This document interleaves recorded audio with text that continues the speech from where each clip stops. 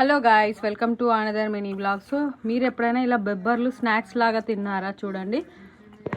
So బెబ్బర్లు కానీ, కందులు కానీ, ఉలువలు ఇలా ఏవైనా సరే ఇలా బాయిల్ చేసుకొని మనం ఇందులో తాలింపు వేసుకుంటే చాలా టేస్టీగా ఉంటుందండి. ఆనియన్స్, పచ్చిమిరపకాయలు, ఇంకా ఆకుకూరలు, కొత్తిమీర, కరివేపాకు ఇలా ఏవైనా సరే వేసి తీసుకొని తింటే చాలా హెల్దీ అండ్ టేస్ట్ కూడా చాలా బాగుంటుంది. మీరు ఎప్పుడైనా చేసి చూడండి.